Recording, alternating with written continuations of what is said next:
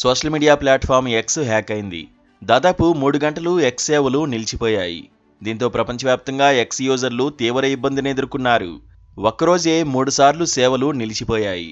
America, India, UK, Australia, Canada వంటి ప్రధాన దేశాల్లో ఎక్స్ సేవలకు అంతరాయం కలిగినట్లు 40,000 మంది యూజర్లు ఫిర్యాదు చేశారు.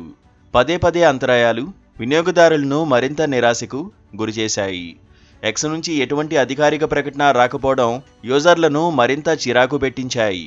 ఈ విషయంపై తాజాగా ఎక్స్ సీఈఓ ఎలాన్ మస్క్ స్పందించారు.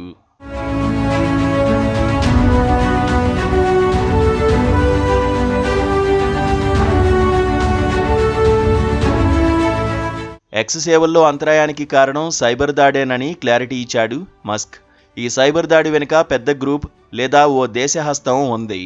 ప్రస్తుతం ఏం జరిగిందనేది ఖచ్చితంగా చెప్పలేమని, ఎక్స్ వ్యవస్థకు అంతరాయం కలిగించేందుకు జరిగిన భారీ సైబర్ దాడిగా అభివర్ణించాడు.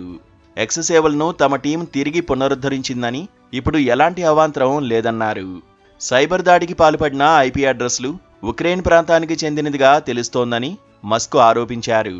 ఉక్రెయిన్పై గతంలో మస్క్ చేసిన కామెంట్స్ ఇప్పుడు వైరల్గా మారాయి. ఉక్రెయిన్ రష్యా యుద్ధం విషయంలో ఉక్రెయిన్ తీరును ఎలాన్ మస్క్ బహిరంగంగానే వారం క్రితం తప్పుపట్టారు. ఉక్రెయిన్ తీరుతో ఈ యుద్ధం సంవత్సరాల తరబడి జరగడం నాకు విసుగు తెప్పించిందన్నారు. అంతేకాకుండా తన స్టార్లింక్ సేవలను ఆపేస్తే యుద్ధంలో ఉక్రెయిన్ ఫ్రంట్ లైన్ కూలిపోతుందని, ఇది రష్యాతో యుద్ధంలో ఉక్రెయిన్ భారీ నష్టాన్ని చవిచూడాల్సి వస్తుందని హెచ్చరించారు. ఎలాన్ మస్క్ ఈ వ్యాఖ్యలు చేసిన వారం వ్యవధిలోనే అతడి సంస్థ ఎక్స్ పై సైబర్ దాడి జరగడం, ఆ అటాక్ వెనుక ఉక్రెయిన్ ప్రమేయం ఉందని మస్క్ ఆరోపించడం చర్చనీయాంశంగా మారింది.